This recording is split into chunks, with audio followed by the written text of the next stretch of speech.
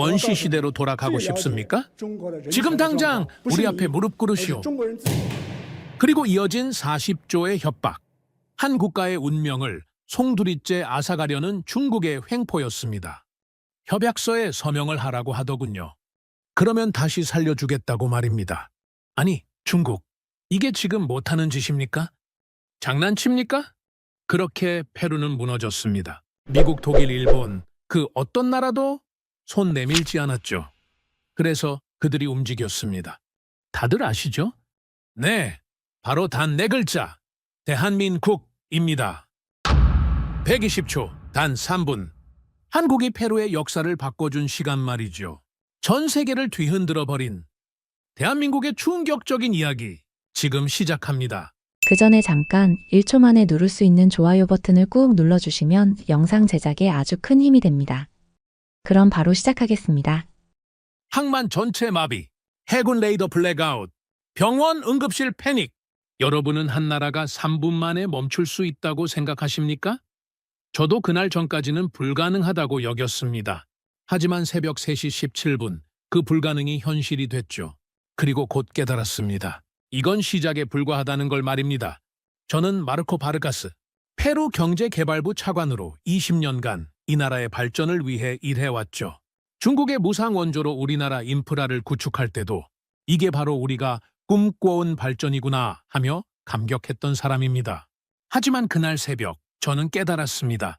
우리가 받은 건 원조가 아니라 디지털 족쇄였다는 걸 말입니다. 2024년 3월 15일 새벽 3시 17분 리마 대통령궁 지하 위기관리실에 저는 있었습니다. 야간 당직 때문이었죠. 갑자기 거대한 모니터 12개가 일제히 빨간 경고등으로 물들었습니다. 처음엔 시스템 오류인 줄 알았어요. 차관님, 칼라오 항만 크레인이 전부 멈췄습니다. 첫 번째 보고가 들어왔습니다. 저는 잠시 당황했죠. 칼라오 항은 우리나라 최대 무역항입니다. 하루 수출입 규모만 3억 달러가 넘어요. 그런데 크레인이 멈췄다고요? 해군 태평양 함대 레이더 전체가 블랙아웃됐습니다. 두 번째 보고였습니다. 이건 더 심각했어요. 우리 해군의 눈과 귀가 사라진 거거든요. 레이더 없이는 200해리 영해를 지킬 수 없습니다. 그런데 보고는 계속 쏟아졌습니다. 중앙은행 전산망 다운, 리마 국제공항 관제탑 통신 두절, 국영전력공사 송전 시스템 마비. 저는 손이 떨리기 시작했습니다. 이게 어떻게 동시에 일어날 수 있단 말입니까? 가장 충격적인 보고는 따로 있었어요. 차관님, 병원들이 난립니다. 수술실 모니터가 꺼져서 환자들이 위험해요. 그 순간 저는 깨달았습니다. 이건 단순한 정전이나 시스템 오류가 아니라는 걸 말입니다. 누군가가 우리나라 전체를 의도적으로 마비시킨 거죠. 대통령궁 상황실로 뛰어갔습니다. 카스티오 대통령이 이미 와 있었어요. 얼굴이 창백했죠. 바르가스 차관, 도대체 무슨 일입니까? 각하, 아직 정확한 원인을 파악 중입니다. 하지만 그때 통신장관이 헐떡이며 들어왔습니다. 대통령님, 중국 기술팀에서 긴급 화상회의 요청이 왔습니다. 화면에 나타난 건 베이징에 있는 중국 기술진들이었어요. 리더는 왕 박사라고 하는 사람이었죠.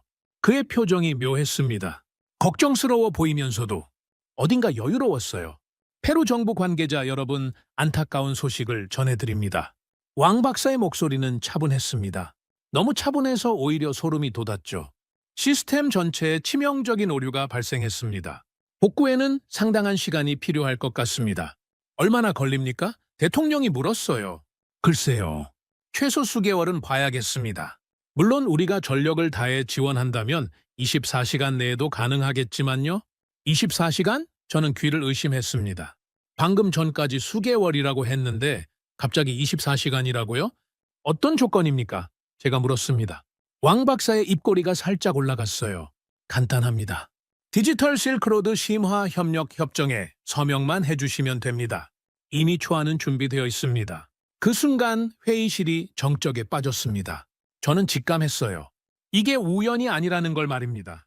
혹시 이 문제가 그 협정과 관련이 있습니까? 무슨 말씀이시죠? 시스템 오류는 예측할 수 없는 일입니다. 왕 박사는 태연했지만 저는 그의 눈빛에서 뭔가 다른 걸 봤어요. 계획된 미소였습니다. 화상회의가 끝나자마자 저는 IT 포렌식 팀을 소집했습니다. 뭔가 이상했거든요. 이렇게 정교하게 동시에 터질 수 있는 오류라니요? 3시간 후 보고서가 올라왔습니다. 그 내용을 보는 순간 제 피가 거꾸로 흐르는 것 같았어요. 차관님, 모든 시스템에서 백도어가 발견됐습니다. 백도어라고요?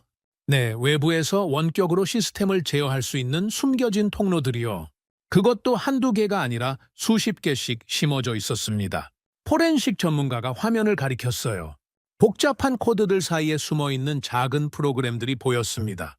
이게 뭡니까? 킬 스위치입니다. 이 코드 한 줄이 활성화되면 전체 시스템이 마비됩니다. 마치 리모컨으로 TV를 끄듯이 말이죠. 저는 의자에 주저앉았습니다. 지난 5년간 중국이 우리에게 설치해준 모든 시스템에 이런 게 숨어 있었다는 뜻이었거든요. 그럼 처음부터 이걸 노렸다는 겁니까? 증거상으로는 그렇게 보입니다. 하지만 법적으로 입증하기는 그때 대통령궁에서 긴급 소집 명령이 내려왔습니다. 모든 장관과 차관들이 즉시 모이라는 거였어요. 회의실 분위기는 장례식장 같았습니다. 모두 굳은 표정으로 앉아 있었죠. 현재 상황을 정리하겠습니다. 국방장관이 일어났어요. 전국 스푸누 6개 주요 항만이 마비 상태입니다. 컨테이너선 147척이 대기 중이고 채선료만 하루에 2천만 달러씩 늘어나고 있습니다. 경제부총리가 이어받았습니다. 은행 시스템 마비로 국내 결제가 전면 중단됐습니다. 기업들이 급여를 지급하지 못해 전국적으로 파업 조짐이 보입니다. 보건장관의 보고는 더 심각했어요. 병원 17곳에서 수술이 중단됐습니다. 응급 환자들을 다른 병원으로 이송하고 있지만 시간이 문제입니다. 대통령이 조용히 물었습니다. 복구 가능성은 어떻습니까? 우리 기술진만으로는 최소 6개월이 필요합니다. 시스템이 너무 복잡하게 얽혀 있어서요. 중국 쪽 제안은 어떻게 생각하십니까? 침묵이 흘렀어요. 모두 알고 있었거든요. 그 협정이 뭘 의미하는지 말입니다. 각하, 그 협정에 서명하면 우리는 사실상 중국의 디지털 속국이 됩니다. 제가 입을 열었어요. 하지만 서명하지 않으면 나라가 마비된 채로 몇 달을 버텨야 합니다. 외교장관이 맞받았죠. 회의실이 다시 조용해졌습니다. 주권을 포기하느냐 아니면 원시 시대로 돌아가느냐의 선택이었어요. 그때였습니다.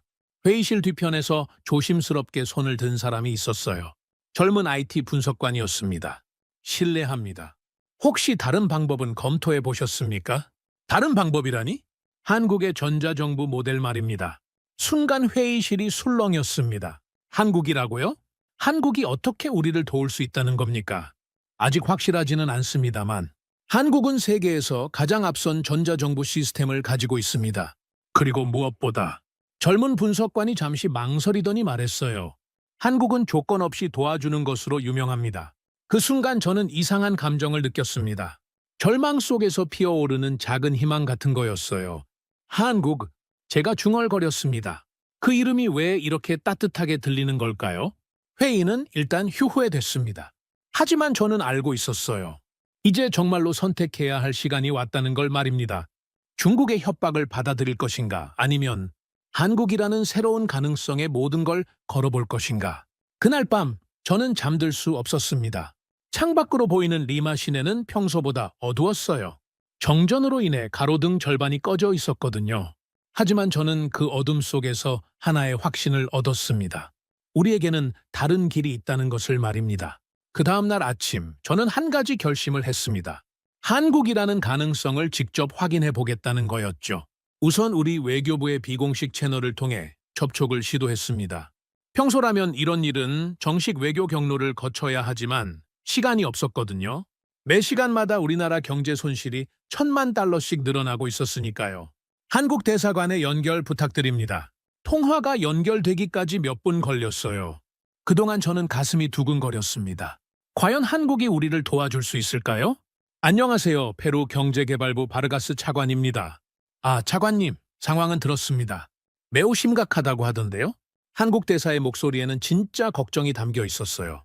외교적 립서비스가 아니라 진심으로 우려하는 느낌이었죠. 혹시 우리가 도울 수 있는 방법이 있을까요? 제가 조심스럽게 물었습니다. 이런 문제는 기술 전문가들과 직접 논의해야 할 것 같습니다. 잠시만 기다려주세요. 30분 후 제 휴대폰이 울렸습니다. 한국에서 온 화상통화 요청이었어요. 화면에 나타난 건 서울에 있는 한국 정부 기술진들이었습니다. 리더는 김 과장이라고 소개했죠. 40대 중반 정도로 보이는 안경을 쓴 차분한 인상의 사람이었어요. 차관님, 페루의 상황 보고서를 검토해봤습니다. 김 과장의 첫 마디였어요. 어떻게 보십니까? 솔직히 말씀드리면 매우 심각합니다. 하지만 불가능하지는 않아요. 그 말에 제 마음에 작은 희망이 싹 텄습니다. 구체적으로 어떤 방법이 있습니까? 기존 시스템을 건드리지 않고 완전히 새로운 병렬 시스템을 구축하는 겁니다. 그리고 준비가 완료되면 한 번에 전환하는 거죠. 저는 잠시 말문이 막혔어요. 병렬 시스템이라고요? 그게 가능합니까? 우리는 이미 비슷한 프로젝트를 성공시킨 경험이 있습니다. 2019년 인도네시아에서 2021년 베트남에서 말이죠. 김 과장이 자료를 화면에 띄웠어요. 복잡한 네트워크 구조도가 보였습니다. 핵심은 독립적인 인프라를 먼저 구축한 다음 180초 내에 모든 트래픽을 새 시스템으로 돌리는 겁니다. 180초요? 네, 3분입니다. 그 시간만 버티면 페루는 완전히 새로운 디지털 독립국이 될 수 있어요. 저는 믿기 힘들었습니다. 정말로 그런 게 가능하단 말입니까?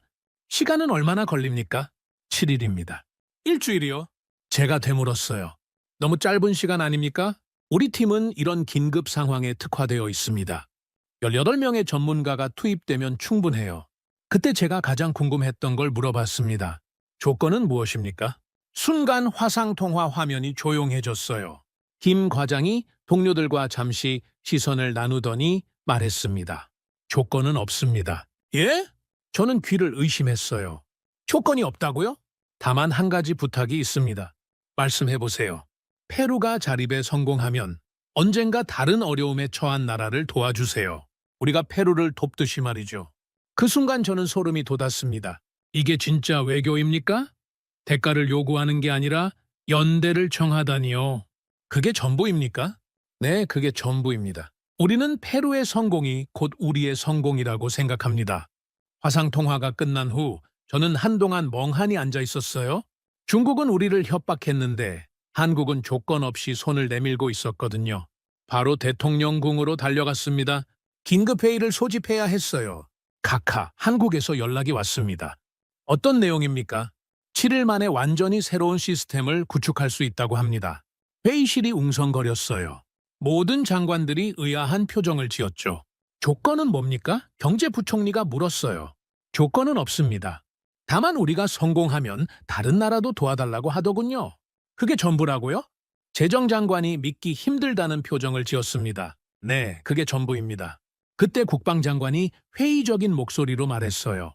차관님, 한국이 우리만한 큰 나라의 시스템을 7일 만에 바꿀 수 있다고 생각하십니까? 솔직히 저도 반신반의합니다. 하지만 저는 잠시 망설이다가 말했어요. 지금 우리에게 다른 선택지가 있습니까? 외교장관이 쓴웃음을 지었습니다. 케이팝이나 만드는 나라가 우리 국가 인프라를 구원한다고요? 농담 같은 이야기네요. 하지만 농담이 아닙니다. 제가 단호하게 말했어요. 한국은 세계 1위 전자정부를 운영하고 있습니다. 5G 기술도 세계 최고고요. 그들이 할 수 있다고 한다면 위험하지 않습니까? 보건장관이 끼어들었어요.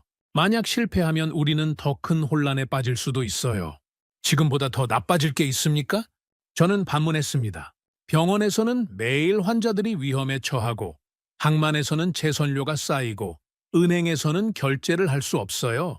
이게 지금 우리 현실입니다. 대통령이 조용히 물었어요. 차관님은 어떻게 생각하십니까? 저는 깊게 숨을 들이마셨습니다. 이 순간이 우리나라 운명을 가를 수도 있었거든요. 카카, 저는 한국을 믿어보고 싶습니다. 왜죠? 중국은 우리를 협박했습니다. 하지만 한국은 조건 없이 도움을 제안했어요. 그 차이가 중요하다고 생각합니다. 회의실이 다시 조용해졌어요. 모든 사람이 고민에 빠진 것 같았습니다. 통신장관이 조심스럽게 입을 열었어요. 만약 한국 방식을 선택한다면 중국의 반발은 어떻게 대처할 겁니까? 그건 나중에 생각해도 됩니다. 지금은 살아남는 게 먼저죠. 저는 확신에 찬 목소리로 말했어요. 대통령이 한참 고민하더니 물었습니다. 정말로 7일이면 가능하다고 보십니까? 저도 확신할 수는 없습니다. 하지만 한국 기술진들의 자신감이 인상적이었어요. 마치 이런 일을 여러 번 해본 것처럼 말이죠. 대통령이 손가락으로 책상을 두드렸어요. 그의 습관이었죠. 중요한 결정을 내릴 때 항상 그랬거든요. 혹시 한국팀을 직접 만나볼 수 있을까요? 내일이라도 올 수 있다고 했습니다. 그 순간 저는 확신했어요. 대통령도 한국이라는 가능성에 희망을 걸고 있다는 걸 말입니다. 좋습니다. 한국팀을 초청하세요. 대통령의 결정이었어요. 하지만 비공식적으로 진행하세요. 중국이 알면 문제가 복잡해질 테니까요. 알겠습니다, 카카.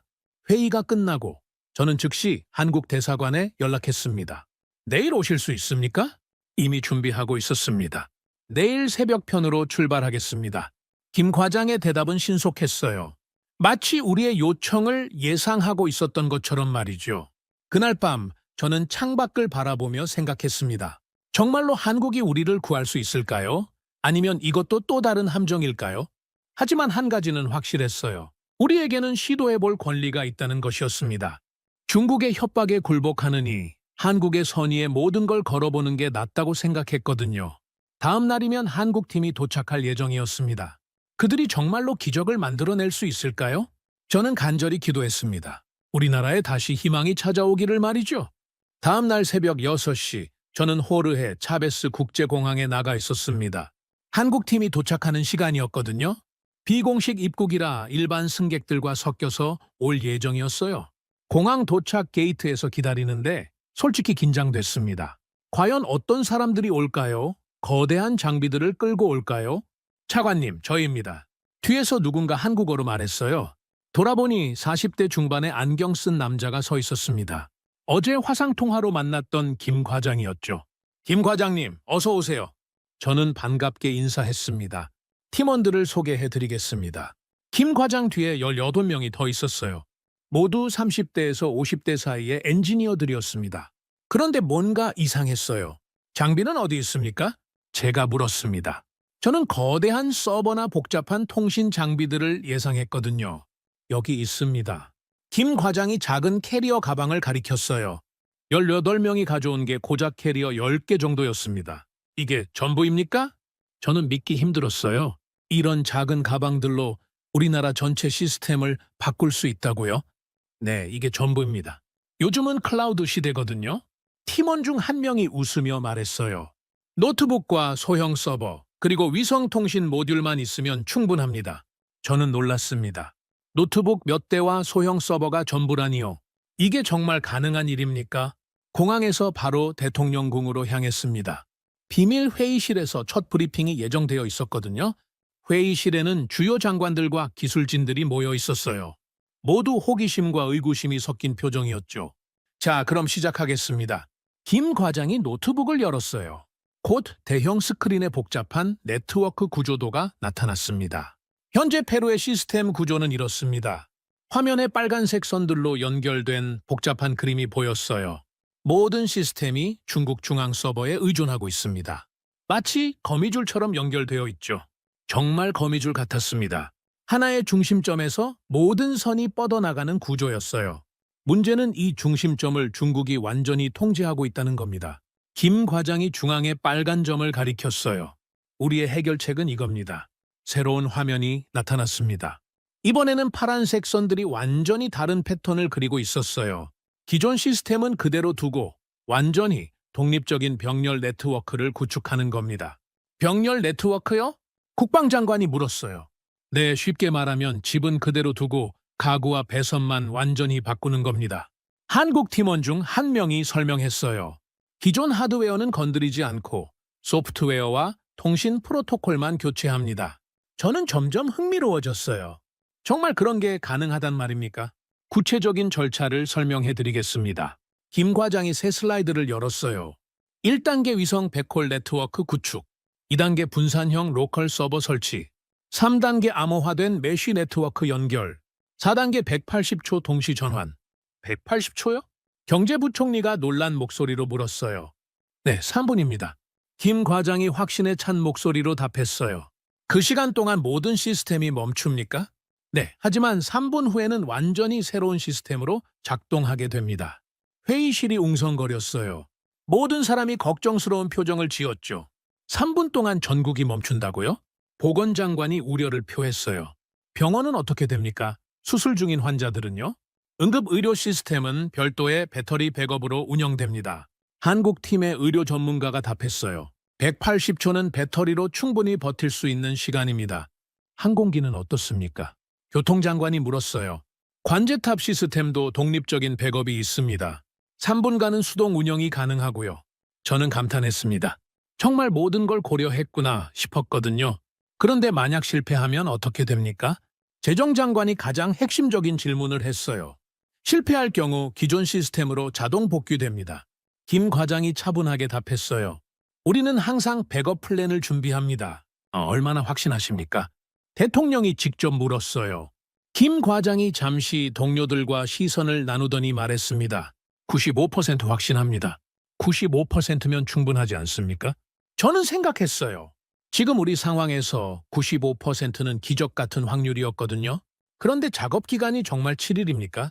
통신장관이 물었어요. 정확히는 168시간입니다. 밤낮 없이 작업한다는 뜻이군요. 네, 우리는 이런 긴급 상황에 익숙합니다.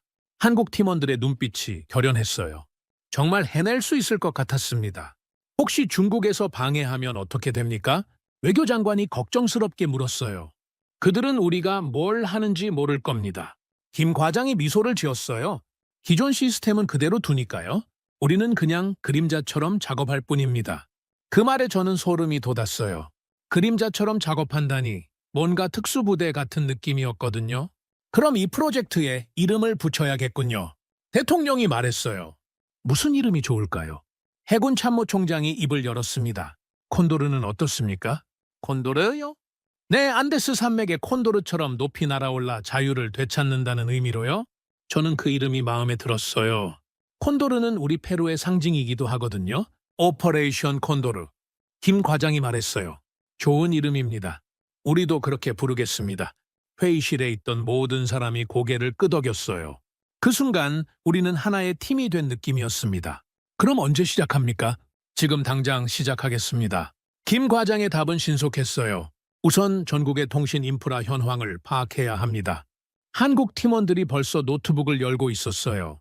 정말 일사불란했습니다. 우리가 필요한 건 작업 공간과 인터넷 연결뿐입니다. 대통령궁 지하에 보안 시설이 있습니다. 거기서 작업하시면 됩니다. 완벽합니다. 그날 오후 저는 지하 작업실을 구경했어요. 18명의 한국 엔지니어들이 벌써 열심히 일하고 있었습니다. 자관님, 잠시 와보세요. 김 과장이 저를 불렀어요. 이게 현재 페루의 네트워크 지도입니다. 화면에는 페루 전체가 점과 선으로 연결된 복잡한 그림이 있었어요. 벌써 이런 걸 만들었습니까? 우리는 빠른 분석이 특기입니다. 팀원 중 한 명이 웃으며 말했어요. 보세요, 빨간 점들이 취약점입니다. 정말 많은 빨간 점들이 보였어요. 우리 시스템이 이렇게 구멍투성이었다니요? 하지만 걱정 마세요.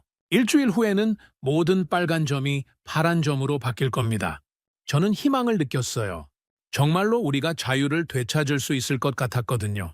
그날 밤 저는 창밖을 바라봤습니다. 칼라오 항구의 크레인들이 여전히 멈춰 있었어요. 하지만 7일 후에는 다시 움직일 수 있을까요? 지하에서는 한국 엔지니어들이 밤새 작업하고 있었습니다. 그들의 노트북 화면이 희미하게 빛나고 있었어요. 오퍼레이션 콘도르. 저는 중얼거렸습니다. 정말로 우리가 콘도르처럼 높이 날아오를 수 있을까요? 그날 우리는 작전명을 정했습니다. 그리고 새로운 희망을 품었죠. 이제 7일간의 기적이 시작될 차례였습니다. 오퍼레이션 콘도르가 시작된 지 이틀째 되는 날이었습니다. 한국 팀들은 밤낮 없이 지하에서 작업하고 있었고 저는 조금씩 희망을 품기 시작했어요. 하지만 그날 오전 9시 모든 게 바뀌었습니다. 차관님! 중국 대사관에서 긴급 면담을 요청했습니다. 비서가 헐떡이며 뛰어들어왔어요. 얼굴이 창백했죠. 무슨 일입니까? 대사님이 직접 오신다고 합니다. 30분 후에요. 저는 가슴이 철렁했습니다. 중국 대사가 직접 온다고요? 이건 보통 일이 아니었어요. 30분 후 중국 대사관 리무진이 대통령궁 앞에 섰습니다. 장 대사가 내렸는데 평소와는 완전히 다른 표정이었어요. 차갑고 위협적이었죠. 바르가스 차관님, 장 대사의 목소리에는 냉기가 서려 있었습니다. 무슨 일로 오셨습니까? 우리는 모든 걸 알고 있습니다. 그 한마디에 제 등골이 서늘해졌어요. 무엇을 말씀하시는 겁니까? 한국 기술진들이 어제 입국했다는 사실 말입니다. 어떻게 알았을까요? 우리는 비공식적으로 진행했는데 말이에요. 그들이 무슨 일을 하는지도 알고 있습니다.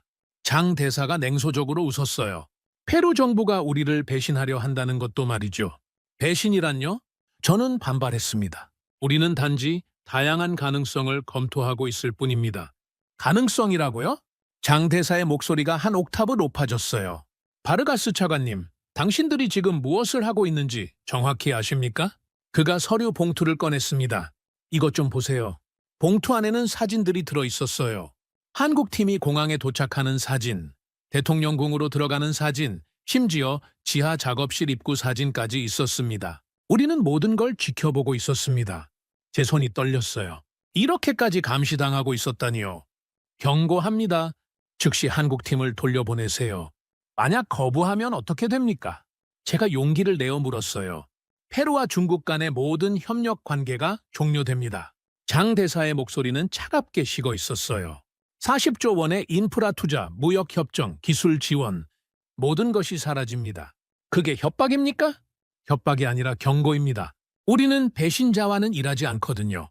그 순간 저는 깨달았습니다. 그들의 목소리는 협박이 아니라 조롱이었다는 걸 말입니다. 하루만 시간을 주세요. 12시간입니다. 그 이후에는 모든 지원을 철회하겠습니다.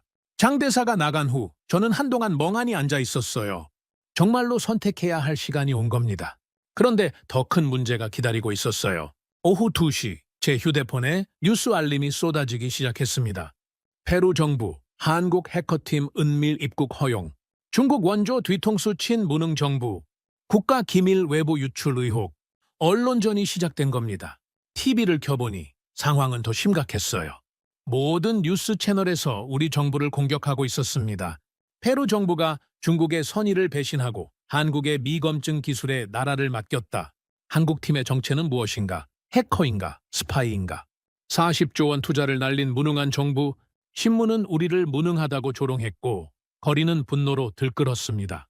더 심각한 건 정부 내부였어요. 오후 4시 긴급 내각회의가 소집됐습니다. 분위기는 최악이었죠. 차관님, 이게 무슨 일입니까? 외교장관이 화가 난 목소리로 물었어요. 언론에서 우리를 무능하다고 난리예요. 진정하세요. 상황을 설명해 드리겠습니다.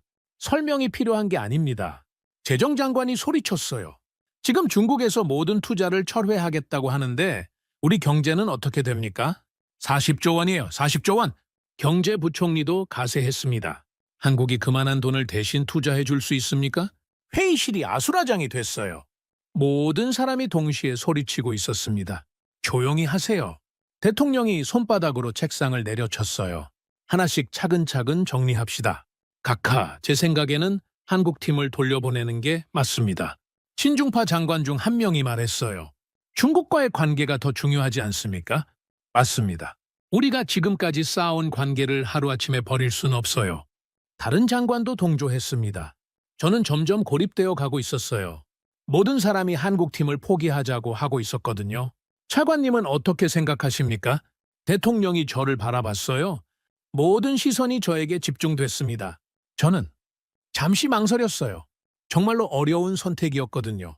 저는 끝까지 가봐야 한다고 생각합니다. 왜죠? 지금 우리를 협박하는 중국과 앞으로도 함께할 수 있다고 생각하십니까? 제가 반문했어요. 오늘은 한국팀 문제로 협박하지만 내일은 또 다른 문제로 협박할 겁니다. 하지만 현실을 봐야죠. 외교장관이 한숨을 쉬었어요. 우리는 중국 없이는 살 수 없어요. 정말 그럴까요? 그때 회의실 문이 열렸습니다. 김 과장이 조용히 들어왔어요. 실례합니다. 잠시 말씀드려도 될까요? 모든 사람이 그를 바라봤습니다. 어떤 말을 할까요? 저희는 그림자일 뿐입니다. 김 과장의 목소리는 조용했지만 확신에 차 있었어요. 무슨 말씀입니까? 이 프로젝트의 진짜 주인은 페루입니다. 우리는 단지 도울 뿐이에요. 하지만 중국이 반발하고 있는데요. 그들이 반발하는 이유를 아십니까? 김 과장이 회의실을 둘러봤어요. 페루가 자유로워지는 게 두렵기 때문입니다. 그 말에 회의실이 조용해졌어요. 지금까지 페루는 중국에 의존해왔습니다. 하지만 7일 후에는 완전히 독립할 수 있어요. 정말 가능합니까? 보건장관이 물었어요. 95% 확신한다고 했죠. 지금은 97%입니다. 김 과장이 미소를 지었어요. 왜 확률이 올라갔습니까? 페루 사람들의 의지를 받기 때문입니다. 그가 저를 바라봤어요. 바르가스 차관님 같은 분이 있다면 반드시 성공할 겁니다. 저는 가슴이 뜨거워졌어요. 이 순간에도 우리를 믿어주는 사람이 있다니요. 만약 실패하면 우리가 책임집니다. 김 과장이 단호하게 말했어요. 하지만 성공하면 공은 페루가 가져가세요. 우리는 그림자로 남겠습니다. 나는 잠시 흔들렸습니다. 하지만 한국팀의 한마디가 나를 붙잡았다는 걸 깨달았어요. 카카. 제가 일어났습니다. 저는 끝까지 가보겠습니다. 정말입니까? 네, 이제 더는 물러설 곳이 없습니다. 제가 회의실을 둘러봤어요. 중국의 협박에 굴복한다면 우리는 영원히 그들의 노예로 살아야 합니다. 하지만 우리에게는 선택할 권리가 있습니다. 노예로 살 것인가, 자유인으로 살 것인가를 말이에요. 회의실이 다시 조용해졌어요. 모든 사람이 고민에 빠진 것 같았습니다. 대통령이 한참 생각하더니 입을 열었어요. 투표로 결정하겠습니다. 찬성하는 분은 손을 들어주세요. 처음에는 아무도 손을 들지 않았어요. 그러다가 보건장관이 조심스럽게 손을 들었습니다. 환자들이 계속 위험에 처할 순 없어요. 그 다음은 교통장관이었어요. 항공안전도 중요합니다. 하나씩 둘씩 손이 올라가기 시작했어요. 마지막에는 8대5로 우리가 이겼습니다. 결정됐습니다. 오퍼레이션 콘도르를 계속 진행하겠습니다. 대통령의 선언이었어요. 회의가 끝나고 저는 김 과장과 함께 복도를 걸었습니다. 정말 괜찮습니까? 이제 중국이 본격적으로 방해할 텐데요. 우리는 이런 상황에 익숙합니다. 김 과장이 차분하게 답했어요. 중요한 건 페루 정부의 의지입니다. 그리고 차관님이 보여주셨죠. 그날 저녁 TV 뉴스는 더욱 격렬해졌어요. 페루 정부 중국 최후 통첩 무시, 한국 팀과 비밀 협력 강행, 경제 파탄 위기, 거리에서는 시위가 시작됐습니다. 친중 시민단체들이 한국팀 추방을 외치고 있었어요. 하지만 다른 한편에서는 우리를 지지하는 목소리도 나오기 시작했습니다. 중국의 협박에 굴복하지 마라. 페루의 자유를 지켜라. 여론이 양분되고 있었어요. 그날 밤 저는 지하 작업실에 내려가 봤습니다. 한국 팀들이 여전히 열심히 일하고 있었어요. 힘들지 않으십니까? 제가 물었어요. 이런 게 우리 일입니다. 팀원 중 한 명이 웃으며 답했어요. 다른 나라의 자유를 위해 일하는 것만큼 보람찬 일은 없거든요. 저는 감동했습니다. 이런 사람들이 있다니요. 걱정 마세요. 우리는 반드시 성공할 겁니다. 김 과장이 확신에 찬 목소리로 말했어요. 5일 후면 페루는 완전히 새로운 나라가 될 거예요. 그날 밤 저는 창밖을 바라보며 생각했습니다. 정말로 우리가 이길 수 있을까요? 거리에서는 여전히 시위가 계속되고 있었어요. 찬성하는 사람들과 반대하는 사람들이 대립하고 있었습니다. 하지만 저는 확신했어요. 우리가 옳은 길을 가고 있다는 걸 말입니다. 이제 더는 물러설 곳이 없었습니다. 끝까지 가봐야 했어요. 오퍼레이션 콘도르는 계속되어야 했습니다. 중국의 압박과 언론 공세가 절정에 달했던 그 시기, 저는 매일 아침 지하 작업실로 내려가는 게 일과가 됐습니다. 한국 팀들의 작업 진행 상황을 확인하는 거였죠. 차관님, 좋은 소식이 있습니다. 오퍼레이션 콘도르 4일째 아침, 김 과장이 저를 방했어요. 그의 얼굴에는 자신감이 넘쳐났습니다. 무슨 소식입니까? 첫 번째 시스템 복구가 완료됐습니다. 제 심장이 뛰기 시작했어요. 드디어 시작된 건가요? 어떤 시스템입니까? 의료망입니다. 오늘 오후부터 병원들이 다시 정상 작동할 거예요. 저는 믿기 힘들었습니다. 정말로 가능한 일이었구나 싶었거든요. 어떻게 그렇게 빨리 하셨습니까? 의료 시스템은 생명과 직결되니까 최우선으로 작업했습니다. 한국팀의 의료 전문가가 설명했어요. 기존 하드웨어는 그대로 두고 통신 프로토콜만 우리 위성망으로 연결했습니다. 화면에는 페루 전역의 병원들이 점으로 표시되어 있었어요. 처음에는 모든 점이 빨간색이었는데 하나씩 파란색으로 바뀌고 있었습니다. 저기 보세요. 리마 중앙병원이 방금 연결됐습니다. 정말로 빨간 점 하나가 파란색으로 변했어요. 마치 생명이 되살아나는 것 같았습니다. 실제로 테스트해봐야겠네요. 저는 즉시 리마 중앙병원에 전화를 걸었습니다. 원장님, 시스템이 정상 작동합니까? 차관님, 믿기 힘들지만 모든 게 완벽하게 돌아가고 있습니다. 원장의 목소리에는 흥분이 담겨 있었어요. 방금 전까지 수동으로 하던 수술실 모니터링이 모두 자동화됐어요. 심전도, 혈압, 산소 포화도, 모든 데이터가 실시간으로 들어오고 있습니다. 그 순간 저는 소름이 돋았습니다. 그날 나는 의학적 기적을 데이터 패치 한 줄에서 보았다는 생각이 들었거든요. 환자들 상태는 어떻습니까? 지금까지 연기됐던 심장 수술 3건을 오늘 안에 모두 진행할 수 있을 것 같습니다. 저는 눈물이 날 뻔했어요. 생명을 구할 수 있다는 얘기였거든요. 하지만 이건 시작에 불과했습니다. 다음 날 오전 더 큰 소식이 들려왔어요. 차관님, 칼라오 항만에서 연락 왔습니다.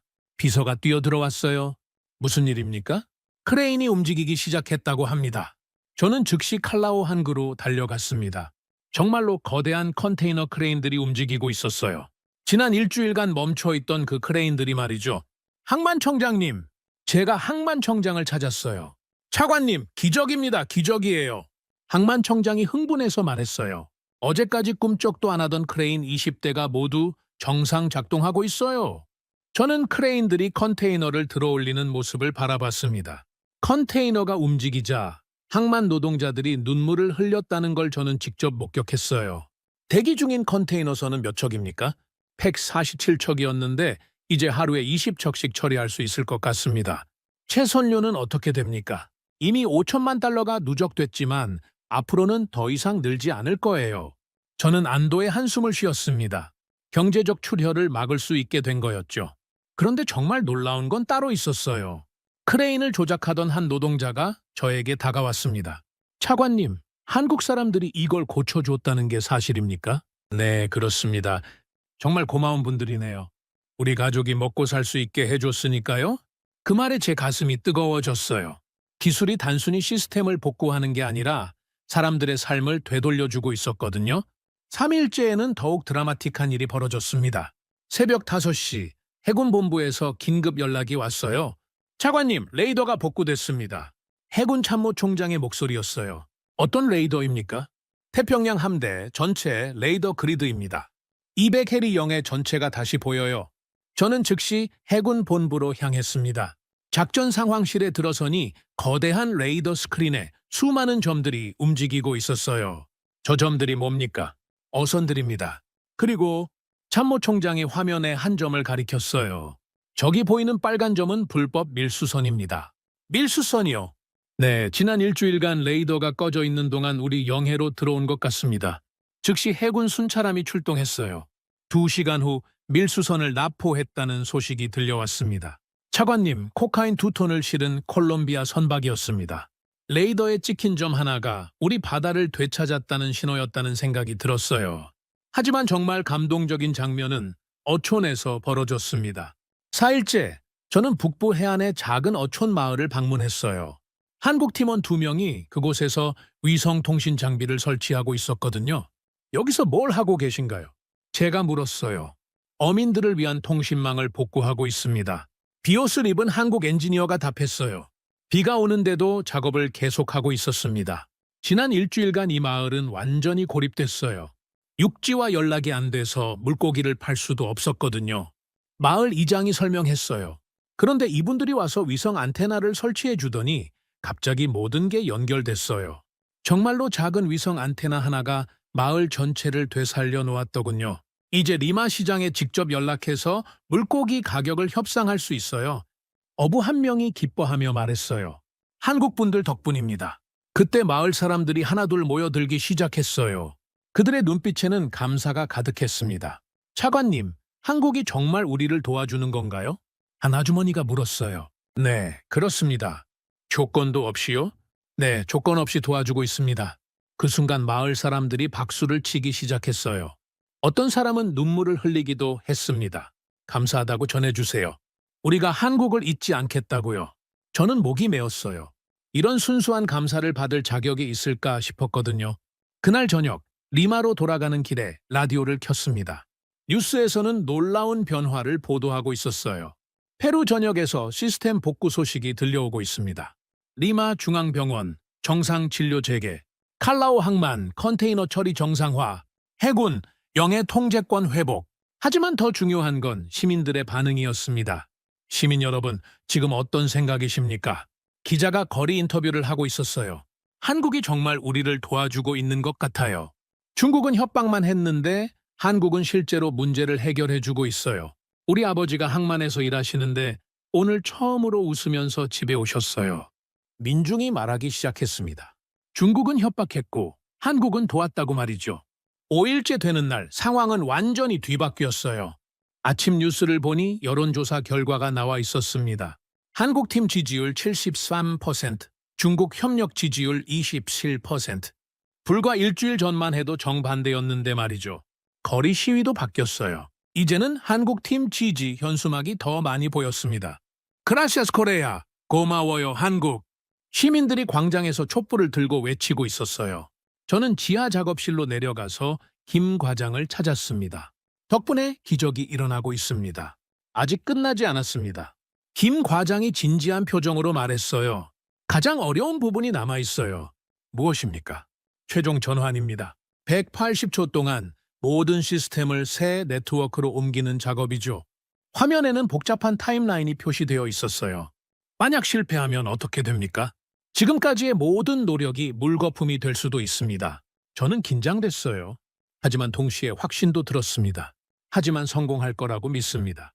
왜 그렇게 확신하십니까? 지난 며칠간 일어난 작은 기적들을 봤거든요. 저는 창밖을 바라봤어요. 칼라오 항해 크레인들이 밤에도 움직이고 있었습니다. 수술실에서 살아난 심전도, 다시 움직인 컨테이너 크레인, 복구된 레이더 그리드, 그리고 무엇보다 사람들의 마음이 바뀌었어요. 정말로 그랬습니다. 처음에는 의심하던 사람들이 이제는 한국을 응원하고 있었거든요. 내일이면 최종 테스트를 시작합니다. 김 과장이 말했어요. 180초의 침묵 후에 페루는 완전히 새로운 나라가 될 거예요. 그날 밤 저는 잠들기 전에 생각했습니다. 정말로 우리가 해낼 수 있을까요? 하지만 걱정보다는 희망이 더 컸어요. 작은 기적들이 하나씩 쌓여서 큰 기적을 만들고 있었거든요. 병원에서는 환자들이 살아나고, 항만에서는 노동자들이 일터로 돌아가고, 바다에서는 어부들이 다시 출항하고 있었습니다. 그리고 무엇보다 국민들이 희망을 되찾고 있었어요. 한국이 우리를 살리고 있다.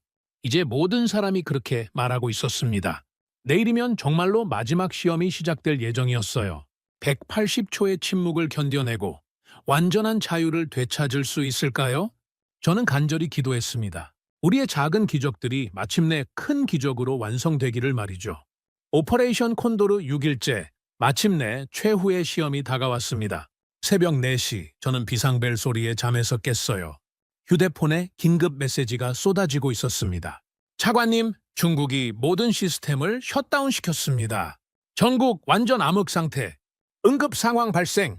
저는 재빨리 옷을 입고 대통령궁으로 달려갔습니다. 가는 길에 본 리마 시내는 정말 끔찍했어요. 가로등이 모두 꺼져 있고 신호등도 작동하지 않았습니다. 진짜 암흑천지였죠. 대통령궁 지하 상황실에 도착하니 아수라장이었어요. 모든 스크린이 빨간색으로 물들어 있었습니다. 상황이 어떻습니까? 제가 헐떡이며 물었어요. 중국이 모든 시스템을 강제로 셧다운시켰습니다. IT 팀장이 급히 보고했어요. 지난 며칠간 우리가 복구한 시스템들까지 모두 꺼트렸어요. 병원은 어떻습니까? 응급 배터리로 겨우 버티고 있습니다. 하지만 오래 갈 수 없어요. 항만은요? 완전 마비입니다. 어제까지 잘 돌아가던 크레인들이 모두 멈췄어요. 저는 분노가 치밀어 올랐습니다. 중국은 우리를 완전히 어둠 속에 가둔 겁니다. 그러나 그 순간은 시작이었다는 걸 저는 곧 깨달았죠. 김 과장님은 어디 계십니까? 지하 작업실에서 긴급 대응 중입니다. 저는 즉시 지하로 내려갔어요. 한국 팀들이 모든 노트북을 펼쳐놓고 미친 듯이 타이핑하고 있었습니다. 김 과장님, 차관님 드디어 시작됐네요. 김 과장의 표정은 오히려 차분했어요. 마치 이런 상황을 예상하고 있었던 것처럼 말이죠. 지금 무슨 일이 벌어지고 있는 겁니까? 중국이 마지막 카드를 꺼낸 겁니다. 모든 시스템을 강제 셧다운시키고 동시에 대규모 사이버 공격을 시작했어요. 화면에는 무서운 속도로 들어오는 공격 패킷들이 표시되고 있었어요. 초당 수만 개의 공격이 쏟아지고 있었습니다. DDoS 공격입니다. 우리 새 시스템을 마비시키려고 하는 거죠. 막을 수 있습니까? 이미 준비했습니다. 김 과장이 다른 화면을 가리켰어요. 그곳에는 완전히 다른 네트워크 구조가 표시되어 있었습니다. 위성 백홀 시스템입니다. 인터넷을 우회해서 직접 위성으로 통신하는 거죠. 위성이요? 네, 한국의 통신 위성 3기를 임시로 빌렸습니다. 중국이 아무리 지상 네트워크를 공격해도 우주는 건드릴 수 없거든요. 저는 소름이 돋았습니다. 백홀은 준비돼 있었던 거였어요. 숨겨둔 카드가 드러나는 순간이었습니다. 그럼 이제 전환할 수 있다는 말입니까? 네, 하지만 문제가 있습니다. 무엇입니까? 중국의 공격 때문에 전환 시간이 늘어날 수도 있어요. 원래 180초 계획이었는데 최대 300초까지 걸릴 수도 있습니다. 5분이면 너무 길었어요. 병원의 응급 배터리가 그렇게 오래 버틸 수 있을까요? 다른 방법은 없습니까? 있습니다. 하지만 위험해요. 김 과장이 망설이더니 말했어요. 오프체인 캐시 시스템을 쓰는 거예요. 중요한 데이터를 미리 각 지역 서버에 복사해 두는 겁니다. 그럼 더 빨라집니까? 네, 120초면 충분할 거예요. 하지만 뭡니까? 실패할 확률이 높아집니다. 85% 정도까지 떨어져요. 85%, 15%의 실패 가능성이 있다는 뜻이었습니다. 그때 대통령이 지하로 내려왔어요. 바르가스 차관, 상황이 어떻습니까? 각하, 최종 전환을 시작해야 합니다. 저는 상황을 설명해 드렸어요. 대통령의 표정이 점점 심각해졌습니다. 85% 확률이라고요? 네, 하지만 지금 당장 시작하지 않으면 확률은 더 떨어질 겁니다. 김 과장이 덧붙였어요. 중국의 공격이 계속 강해지고 있거든요. 대통령이 한참 고민하더니 물었어요. 실패하면 어떻게 됩니까? 최악의 경우 몇 주간 시스템이 마비될 수도 있습니다. 성공하면요? 페루는 완전히 독립된 디지털 국가가 됩니다. 대통령이 깊게 숨을 들이마셨어요. 시작하세요. 카카? 국민들에게 알려야 합니다. 120초간 모든 시스템이 멈출 거라고요. 저는 가슴이 뛰었어요. 정말로 마지막 도박을 하는 거였습니다. 오전 8시 전국 라디오와 TV를 통해 긴급 방송이 나갔어요. 국민 여러분, 페루 정부입니다. 제가 직접 방송에 나섰어요. 오늘 오전 9시부터 120초간 모든 전자 시스템이 정지됩니다. 이는 우리나라의 디지털 독립을 위한 마지막 단계입니다. 120초만 참아주세요. 그 후에는 우리만의 자유로운 시스템이 작동하게 됩니다. 이 이분은 우리가 진정한 자유를 되찾는 순간입니다. 함께 해주시기 바랍니다. 방송이 끝나자 전국에서 반응이 쏟아졌어요. 정말 120초면 됩니까? 실패하면 어떻게 되나요? 중국이 또 공격하면요? 하지만 놀랍게도 대부분의 반응은 지지였어요. 120초 정도는 참을 수 있어요. 한국을 믿습니다. 우리 자유를 위해서라면 기꺼이 기다리겠어요. 지금까지 일주일을 기다렸는데 2분 정도 못 기다릴까요? 칼라오 항만의 한 노동자는 라디오 인터뷰에서 이렇게 말했어요. 우리 아이들이 자유로운 나라에서 살 수 있다면 2분쯤은 아무것도 아니에요. 리마 중앙병원의 한 간호사도 말했습니다. 환자들을 위해서라도 이 시스템이 성공해야 해요. 더 이상 중국 눈치 보면서 치료할 순 없거든요. 라디오와 SMS를 통해 전 국민에게 이분 안내문이 전송됐습니다. 오전 9시 120초간 침묵, 그 후 자유. 길거리에서는 시민들이 스마트폰에 스톱워치를 준비하고 있었어요. 마치 새해 카운트다운을 기다리는 것처럼 말이죠. 여러분 함께 세어봅시다.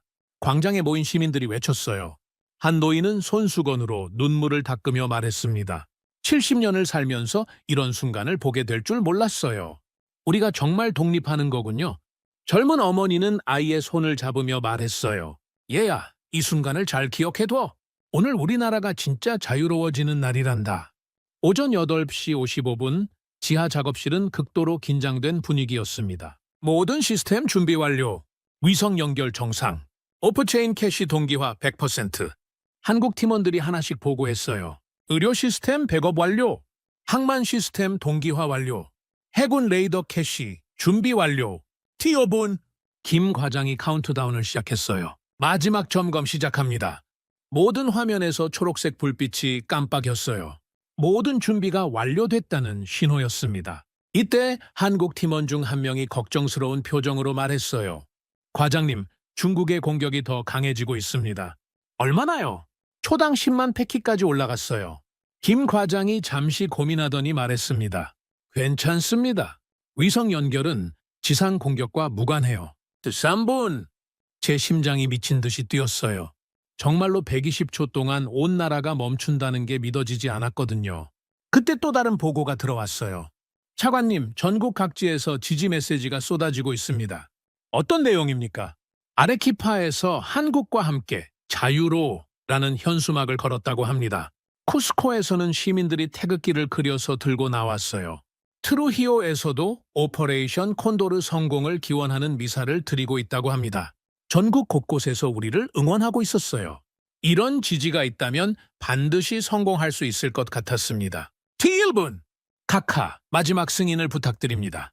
제가 대통령을 바라봤어요. 승인합니다. 페루의 자유를 위해. 대통령의 목소리에는 확신이 차 있었어요. T30초. 20, 10, 5, 4, 3, 2, 1. 전환 시작. 그 순간 페루 전체가 완전한 침묵에 빠졌습니다. 모든 불빛이 꺼졌어요. 모든 소음이 멈췄습니다. 도시 전체가 숨을 죽인 채 정지했죠. 리마의 한복판에서도 완전한 고요가 찾아왔어요. 평소라면 자동차 소음으로 시끄러운 거리가 조용해졌습니다. 지하 작업실에서는 오직 한국팀의 노트북들만 작동하고 있었어요. 위성통신으로 연결된 유일한 시스템이었거든요. 전환 진행률 10%, 20%, 30%. 김 과장이 조용히 진행 상황을 알려줬어요. 거리에서는 수천 명의 시민들이 스마트폰을 들고 시간을 재고 있었습니다. 30초, 60초, 90초. 아르마스 광장에 모인 사람들은 모두 하늘을 올려다보며 기도하고 있었어요. 제발 성공하게 해주세요. 우리 아이들이 자유로운 세상에서 살 수 있게 해주세요. 병원에서는 의사들이 응급 배터리만으로 환자를 돌보고 있었어요. 간호사들이 수동으로 심전도를 체크하고 있었습니다.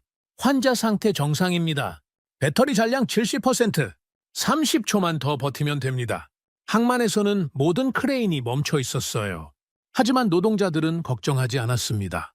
2분 후면 다시 움직일 거라고 믿었거든요. 항만에 모인 수백 명의 노동자들이 조용히 서서 크레인들을 바라보고 있었어요. 곧 다시 움직일 거야. 한국 친구들을 믿자고. 해군 기지에서는 모든 레이더가 꺼진 상태였지만 장병들은 침착했습니다. 잠시만 기다리면 더 좋은 레이더가 켜질 거야. 이번엔 중국이 끌 수 없는 우리만의 레이더 말이야. 전환 진행률 70%, 80%, 90%. 100초 경과. 이제 정말 마지막 20초였어요. 지하 작업실의 긴장감이 절정에 달했습니다. 모든 한국 팀원들이 화면을 뚫어져라 바라보고 있었어요. 95%, 98%, 99%, 110초. 거의 다 왔어요. 이제 10초만 더 기다리면 됩니다. 거리의 시민들도 마지막 카운트다운을 시작했어요. 5, 4, 3, 2, 1, 완료! 그 순간 기적이 일어났습니다. 도시 전체에 불빛이 차오르기 시작했어요. 가로등이 켜지고 신호등이 작동하고 건물의 전광판이 살아났습니다. 하지만 이번에는 달랐어요. 불빛들이 더 밝고 더 안정적이었습니다. 병원에서는 수술실 모니터들이 일제히 켜졌어요. 심전도가 다시 뛰기 시작했습니다. 시스템 정상, 환자 상태 안정, 새 네트워크 연결 완료. 의사들이 환호했어요. 항만에서는 거대한 크레인들이 움직이기 시작했어요. 이번에는 더 부드럽게, 더 정확하게 움직였습니다. 와, 이전보다 훨씬 좋아졌어. 이 속도면 하루에 30척도 처리할 수 있겠는데? 크레인 조작사들이 놀라워했어요. 해군 레이더에는 더 선명한 화면이 나타났어요. 200캐리 영해가 완벽하게 보였습니다. 레이더 해상도가 3배나 향상됐습니다. 이제 작은 보트까지도 포착할 수 있어요. 그리고 가장 놀라운 건 통신이었어요. 휴대폰들이 켜지자 모든 사람이 동시에 전화를 걸기 시작했는데도 끊어지지 않았어요. 통화 품질이 완전히 달라졌어요. 인터넷 속도도 몇 배 빨라졌고요. 성공했습니다. 지하 작업실에서 환호성이 터져나왔어요. 한국 팀원들이 서로 껴안으며 기뻐했고 페루 관계자들도 눈물을 흘렸습니다. 거리에서는 더 큰 환호가 들려왔습니다. 해냈다! 우리가 이겼다! 자유다! 광장에 모인 시민들이 울부짖었어요. 어떤 사람은 눈물을 흘리고 어떤 사람은 하늘의 주먹을 치켜들었습니다. 고마워요, 한국. 우리는 자유다! 온 도시가 축제 분위기였어요. 불빛이 돌아오자 도시 전체가 환호했습니다. 저도 울었습니다. 20년간 공무원으로 일하면서 이런 감동을 느껴본 적이 없었거든요. 차관님, 김 과장이 저에게 다가왔어요. 축하드립니다. 페루는 이제 완전히 자유로운 디지털 국가입니다. 고맙습니다. 정말 고맙습니다. 저는 그의 손을 꽉 잡았어요. 이제 페루는 어떤 나라도 우리를 통제할 수 없습니다. 우리만의 시스템으로 살 수 있게 됐어요. 그날 저녁 전국에서 자발적인 축제가 벌어졌습니다. 사람들이 거리로 나와 태극기와 페루 국기를 함께 흔들었어요. 한국 페루 우정 만세라고 외치는 소리가 밤늦도록 이어졌습니다. 각 지역에서 특별한 장면들이 연출됐어요. 아레키파에서는 시민들이 한국 국가를 배워서 함께 불렀고 쿠스코에서는 전통춤과 함께 태극기를 흔들었습니다. TV 뉴스에서는 전 세계의 반응을 보도했어요. 페루 디지털 독립 성공, 중국의 압박을 이겨낸 작은 기적, 한국 기술로 부활한 남미 국가. 하지만 가장 의미 있었던 건 시민들의 반응이었어요. 우리가 해냈어요. 우리 힘으로! 이제 중국이 뭐라고 해도 두렵지 않아요. 한국 친구들 덕분에 진짜 독립을 이뤘어요. 그날 밤 저는 대통령궁 옥상에서 리마 시내를 내려다봤습니다. 도시 전체가 환하게 빛나고 있었어요. 하지만 이 불빛들은 이전과 달랐습니다. 이제는 우리만의 불빛이었거든요. 우린 드디어 자유를 되찾았다. 저는 중얼거렸습니다. 120초의 침묵을 견뎌낸 후 페루는 완전히 새로운 나라가 됐습니다. 이제 아무도 우리를 통제할 수 없었어요. 우리는 진정한 디지털 독립국이 된 거였습니다. 그리고 그 모든 기적의 시작에는 한국이 있었습니다. 오퍼레이션 콘도르 성공 후 이틀이 지났습니다. 전국이 축제 분위기였지만 저는 뭔가 석연치 않은 기분이었어요. 중국이 이렇게 쉽게 포기할 리가 없었거든요. 그날 오후 김 과장이 급히 저를 찾아왔습니다. 표정이 심상치 않았어요. 차관님, 급한 일이 생겼습니다. 무슨 일입니까? 중국 서버에서 놀라운 문서를 발견했습니다. 저는 가슴이 철렁했어요. 중국 서버라니요? 어떻게 그런 걸 찾으셨습니까? 시스템 전환 과정에서 우연히 발견했어요. 중국 측에서 완전히 삭제하지 못한 파일들이 남아 있었거든요. 김 과장이 노트북을 열었습니다. 화면에는 중국어로 된 복잡한 문서가 나타났어요. 이게 뭡니까? 프로젝트 명칭은 디지털 드래곤입니다. 그 이름만 들어도 소름이 돋았어요. 구체적으로 어떤 내용입니까? 중남미 전체를 디지털 식민지로 만드는 계획서입니다. 제 손이 떨리기 시작했어요. 번역해서 보여드리겠습니다. 김 과장이 화면을 넘겼어요. 한글로 번역된 내용이 나타났습니다. 목표 중남미 15개국 디지털 인프라 완전 장악, 수단 백도어 설치, 개인정보 수집, 경제 데이터 독점, 최종 목적 정치적 영향력 확대 및 자원 통제. 저는 읽으면서 점점 분노가 치밀어 올랐습니다. 이건 단순한 사업이 아니었군요. 맞습니다. 체계적인 침략 계획이었어요. 더 충격적인 내용이 뒤에 있었습니다. 개인정보 수집 항목을 보세요. 화면에 나타난 리스트를 보고 저는 경악했어요. 은행 계좌, 의료 기록, 통화 내역, 위치 정보, 심지어 유전자 정보까지 수집하려 했습니다. 유전자 정보요? 네, 병원 시스템을 통해서 말이죠. 중남미 인종의 유전자 데이터베이스를 구축하려던 것 같아요. 파일 제목은 단순했습니다. 하지만 내용은 제국의 그림자였다는 생각이 들었어요. 그런데 더 심각한 게 있습니다. 김 과장의 표정이 더욱 어두워졌어요. 무엇입니까? 페루 내부 협력자 명단입니다. 그 순간 제 심장이 멎는 것 같았어요. 내부 협력자라고요? 네, 중국에 포섭된 페루 고위 공직자들의 명단이에요. 화면이 바뀌면서 충격적인 리스트가 나타났습니다. 거기에는 제가 아는 사람들의 이름이 적혀 있었어요. 이럴 수가. 나는 손이 떨렸습니다. 그 속에 동료의 이름까지 적혀 있었으니까요. 통신부 차관, 에너지부 국장, 심지어 국회의원 3명의 이름도 보였어요. 이들이 정말 중국과 협력했다는 겁니까? 문서상으로는 그렇습니다. 각자 받은 대가와 임무까지 상세히 기록되어 있어요. 저는 배신감에 휩싸였습니다. 그동안 함께 일했던 동료들이 이런 일을 하고 있었다니요. 이 문서가 진짜라고 확신합니까? 디지털 서명과 타임스탬프까지 있습니다. 조작할 수 없는 증거죠. 김 과장이 다른 파일을 열었어요. 더 있습니다. 다른 중남미 국가들의 상황도 기록되어 있어요. 화면에는 브라질, 아르헨티나, 칠레, 콜롬비아 등의 이름이 보였습니다. 모든 나라에 이런 계획이 진행되고 있었다는 말입니까? 네, 페루는 시작에 불과했어요. 최종 목표는 중남미 전체였습니다. 저는 소름이 돋았어요. 우리가 얼마나 큰 음모에 휘말려 있었는지 깨달았거든요. 이 문서를 어떻게 해야 할까요? 공개해야 합니다. 전 세계가 알아야 해요. 하지만 중국이 가만히 있지 않을 텐데요. 그래서 더 빨리 움직여야 합니다. 김 과장이 단호하게 말했어요. 이미 주요 국제 언론사에 연락을 취했습니다. 어디에요? CNN, BBC, 엘파이스? 모두 관심을 보이고 있어요. 저는 결심했습니다. 이런 음모를 숨길 수는 없었어요. 좋습니다. 공개하죠. 다음 날 아침 전 세계가 발칵 뒤집혔습니다. 중국의 디지털 제국주의 폭로, 중남미 식민지화 계획 문서 공개, 페루 내부 협력자까지 포섭, 모든 주요 언론사가 일제히 보도했어요. CNN에서는 특집 프로그램을 편성했고 BBC는 긴급 뉴스로 다뤘습니다. 이는 현대판 디지털 식민주의의 전형적 사례, 중국의 1대1로가 실제로는 디지털 지배 전략이었다는 증거, 국제 여론이 급변하기 시작했어요. 그런데 중국의 반응은 예상대로였습니다. 완전한 날조다. 한국과 페루가 합작으로 만든 가짜 문서. 우리는 그런 계획을 세운 적이 없다. 중국 외교부 대변인이 강력히 부인했어요. 하지만 우리에게는 결정적인 무기가 있었습니다. 차관님, 이것 좀 보세요.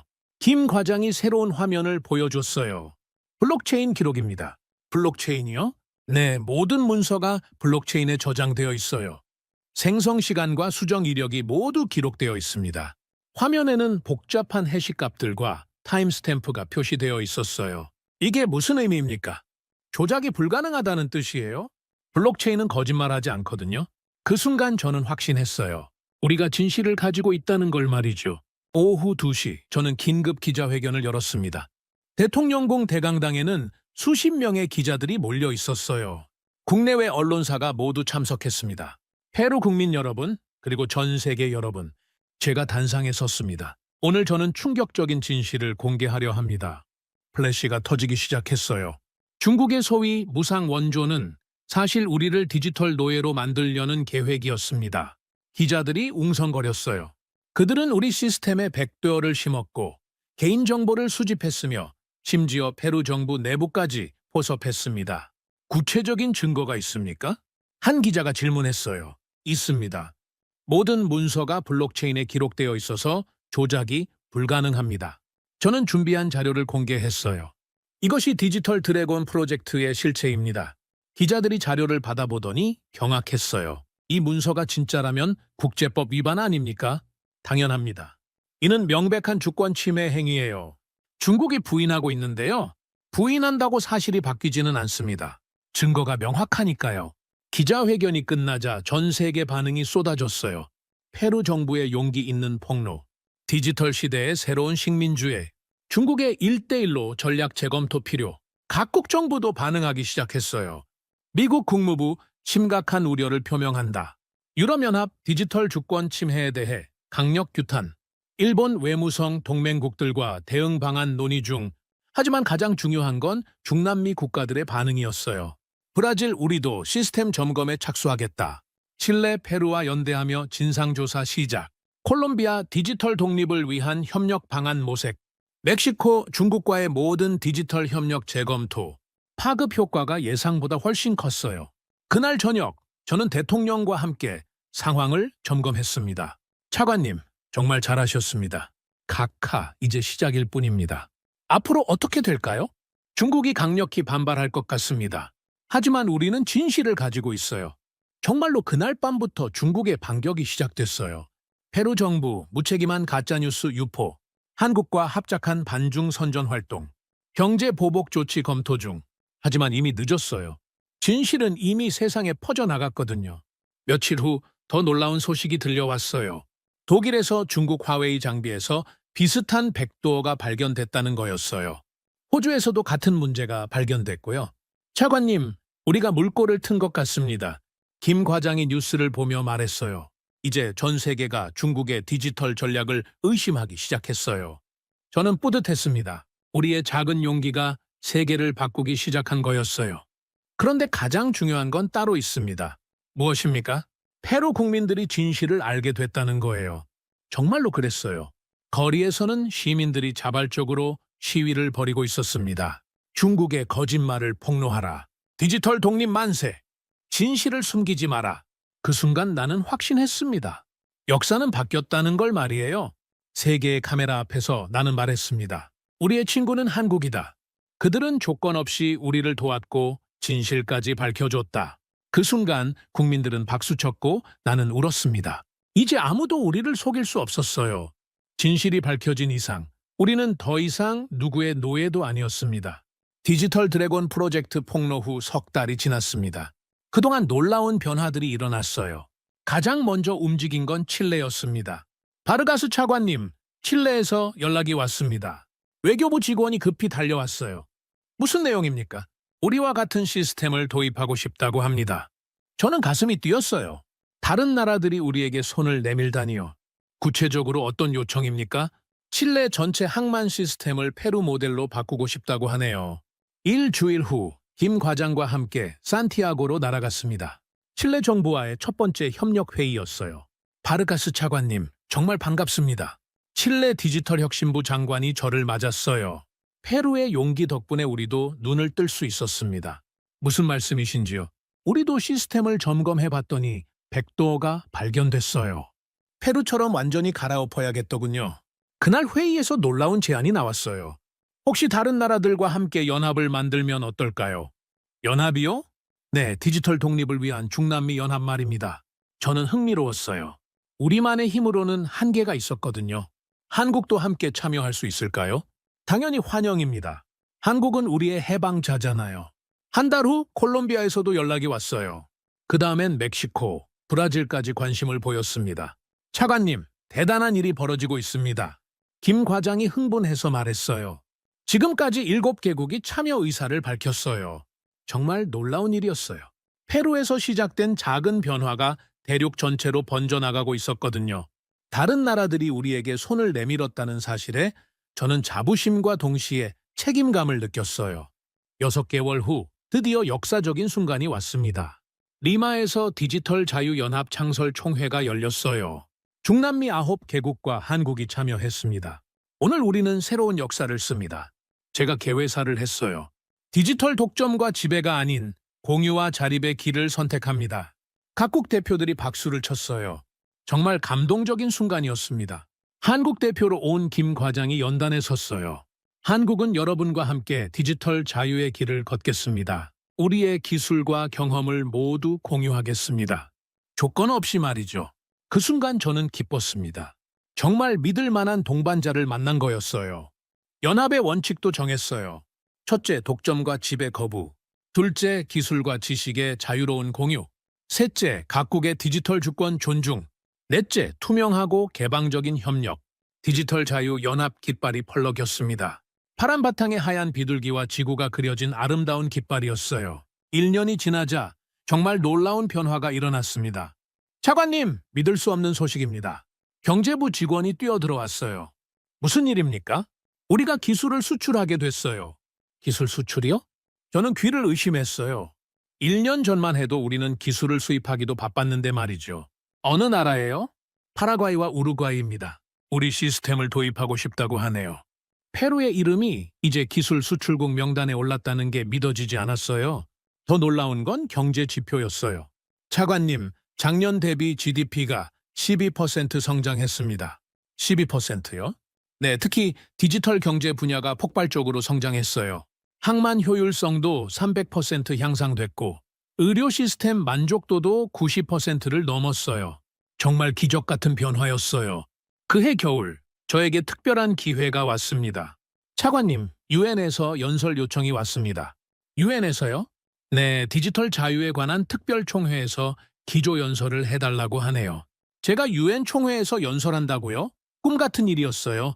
뉴욕으로 가는 비행기 안에서 저는 연설문을 다시 한번 점검했습니다. 1년 전 우리는 무릎 꿇을 뻔했다.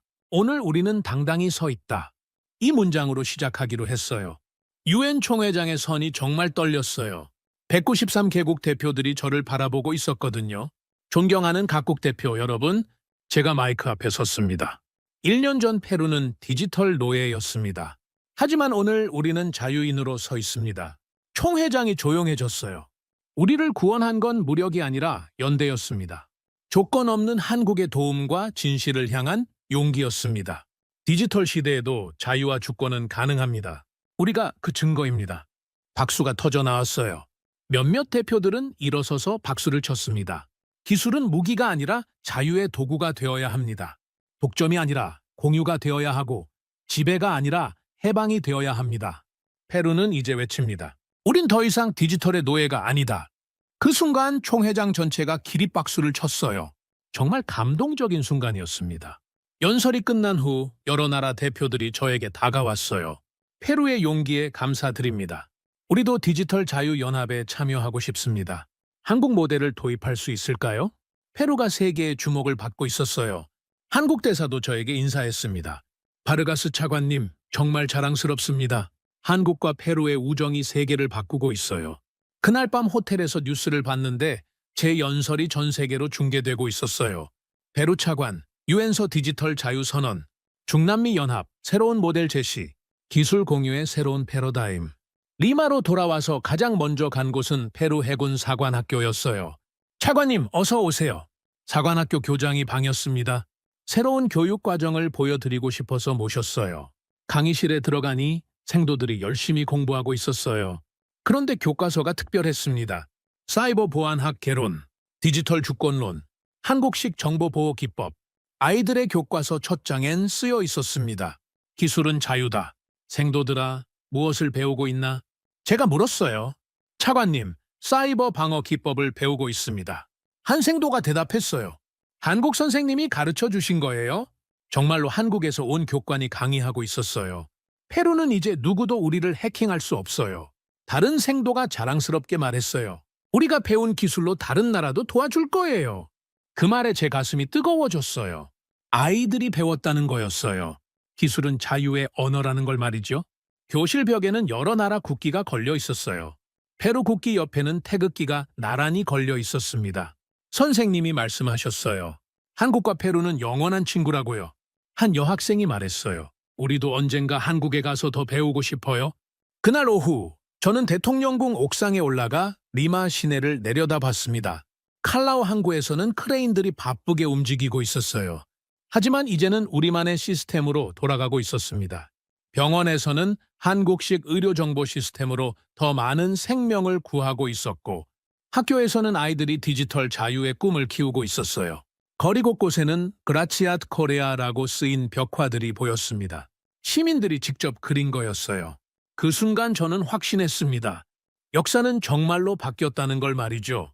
1년 전만 해도 우리는 디지털 노예였습니다. 하지만 지금은 다른 나라를 도와주는 스승이 되었어요.